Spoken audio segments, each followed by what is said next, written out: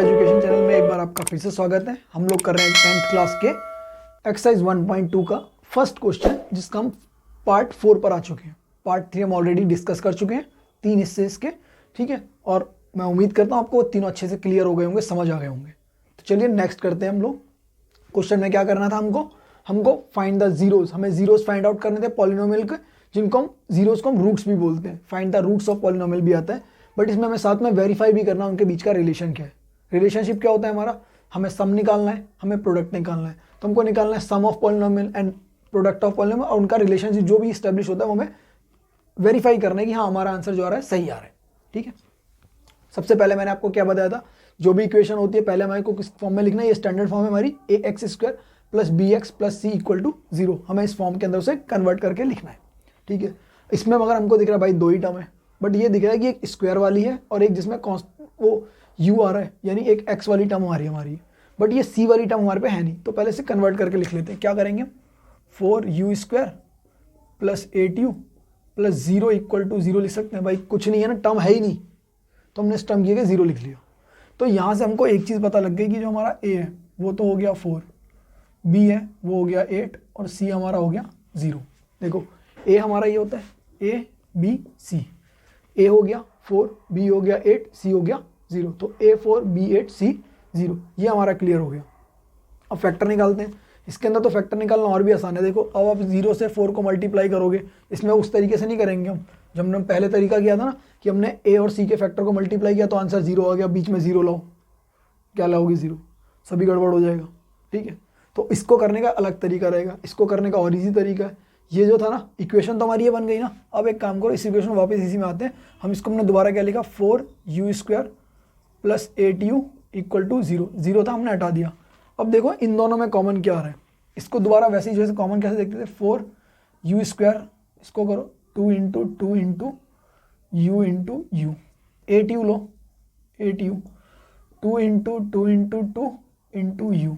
अब 8 का मैंने 2 × 2 × 2 कैसे लिखा, आपने पहले करा ना, फैक्टर ही नहीं करे अपने। 8 का फैक्टर निकालते हैं, 2 से गया 2 चौक 8, 2 से गया 2 दूनी 4, 2 से गया 2 1 2। तो ये तो कॉमन चीज़ें आपको आनी चाहिए, ठीक है। ये तो मन में भी ऐसे निकाल सकते हो, 2 × 2 × 2 होता है 8, 4, 2 × 2 4 हो गया।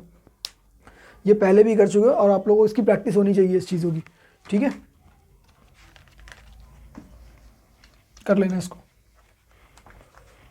अब देखो जब ये आ गया तो देखो मैंने क्या बताया था, कॉमन कैसे निकालते हैं। एक पेयर कटा 2, 2 2 = 4 और 4u, तो यहाँ से 4 और u हमारा आ गया कॉमन, 4 और u कॉमन आ गया। देखो 2, एक पेयर आ गया 2, एक और आ गया 2 और ये आ गया u, ठीक है।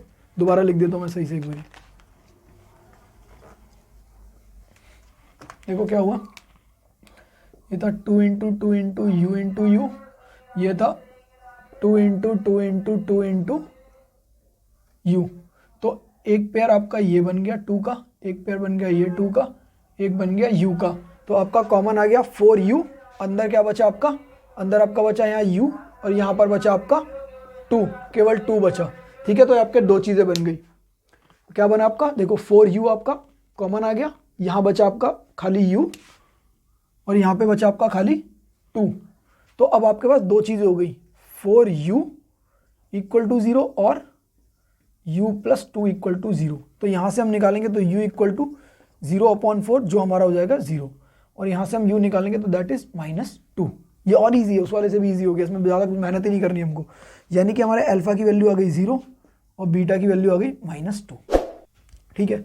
अब हम देखो रिलेशन कैसे बनाते थे, हम निकालते थे सम हमारा क्या होता था, सम हमारा क्या था, अल्फा + बीटा को हम सम बोलते थे, जिसकी वैल्यू क्या होती थी -b/a। तो b हमारा क्या है 8, 8 -8/a यानी 4, 4 × 4, 4 दूनी 8, तो हमारा हो गया -2। प्रोडक्ट हमारा क्या होता था, अल्फा × बीटा, अल्फा × बीटा की वैल्यू क्या थी c/a, ठीक है। तो c हमारा क्या है, देखो 0, दैट इज 0/4। तो भाई ये आ गया, प्रोडक्ट हमारा 0 आ गया। यानी हम इनको सम करें तो हमारा आना चाहिए ये, प्रोडक्ट करें तो आना चाहिए। चलो करके देखते हैं, वेरीफाई करते हैं।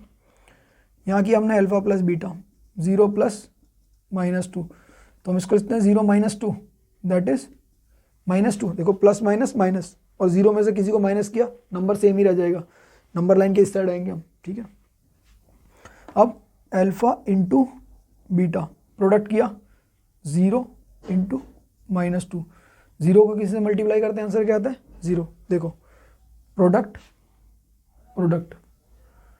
ऐड किया कितना आया था -2, ऐड किया कितना आया -2, यानी कि हमारा रिलेशनशिप इजीली वेरीफाई हो रहा है, ठीक है। दोबारा बताऊँ एक बार आपको, आई होप समझ में आ गया होगा। चलो बताते हैं। देखो क्या था इसमें, इक्वेशन हमारी पहले के क्वेश्चन के मुकाबले अलग तरीके की दी थी। मतलब 4u² + 8u, केवल 2 टर्म थी, तीसरी टर्म थी ही नहीं। तो ये हमारे को एक्चुअली में देखा तो ax² + bx इतना दिया था, c वाला टर्म नहीं था। तो हमने c को अपनी तरफ से ऐड किया, डाल दिया हमने 0। क्यों डाला? जिससे कि हम देख पाएँ कि हमारा a क्या था। तो इससे हमारा a निकला 4, b निकला 8 और c निकल गया हमारा 0, ठीक है। ये हमें ABC हमारा निकल गया। अब इसी चीज़ को हम वापस हम करते हैं, 0 तो हमने 0 को हटाया, फैक्टर बनाए। सिंपल 2 टर्म है, तीसरी टर्म है ही नहीं, तो हम इसको अलग मेथड से फैक्टर बनाएंगे। कैसे? पहले हमने लिखा 4u² और लिखा यहाँ पे 8u। 4u में फैक्टर किया 4 के 2 इंटू 2, u के u इंटू u, 8u के 2 इंटू 2 इंटू 2 और एक u। अब जो भी कॉमन आ रहा है आपका, यहाँ से 2 आया और यहाँ से 2 आया, तो 2 इंटू 2 4 ले लिया मैंने, और एक u आया, u ले लिया। अंदर क्या बचा? u, और यहाँ बचा प्लस का 2।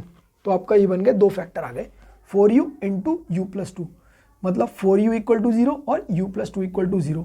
यहाँ से u लिया तो 0/4 हो गया। देखो 4 नीचे आ गया, तो 0/4 इज 0। यहाँ से इसको इधर ले गया तो -2 हो गया, ये प्लस है उधर गया तो माइनस। अब हमने फिर यहाँ से निकाला, हमने पहले सम निकाला, अल्फा प्लस बीटा की वैल्यू क्या होती है -b/a। तो -8 में a हो गया 4, 4 से कैंसिल किया, 4 × 4, 4 दूनी 8, -2 आ गया। फिर हमने निकाला product of root alpha into beta, वो होता है हमारा c/a। c था 0, 0/4, तो 0/ कुछ भी होगा तो आंसर इज 0। इतना आता है ना, ठीक है।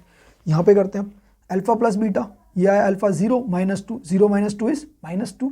अल्फा इंटू बीटा, 0 को किससे मल्टीप्लाई करेंगे आंसर इज 0। देखो 0/ कुछ रहेगा वो भी 0, 0 को मल्टीप्लाई करेंगे वो भी 0, तो आंसर हमारा अल्फा इंटू बीटा 0, यहाँ भी 0, ठीक है। तो ये क्वेश्चन तो और ईजी हो गया, ठीक है। आई होप आपको समझ में आ रहा होगा। ऑलरेडी आप पहले 3 क्वेश्चन कर चुके हैं, ये 4th क्वेश्चन था। तो हमारे इस सीरीज़ के 4 क्वेश्चन हो गए, अभी 2 क्वेश्चन और बाकी हैं, वो क्वेश्चन हम नेक्स्ट वीडियो में करेंगे, ठीक है। आगे वाली वीडियो में करेंगे उसको। तो तब तक के लिए आप इनको प्रैक्टिस करते रहिए, अच्छे से निकालिए। A फॉर एजुकेशन में आने के लिए आपका एक बार फिर से स्वागत है। एक बार फिर से बहुत बहुत धन्यवाद, आपने लास्ट तक वीडियो को देखा। चलिए फिर मिलते हैं, थैंक यू।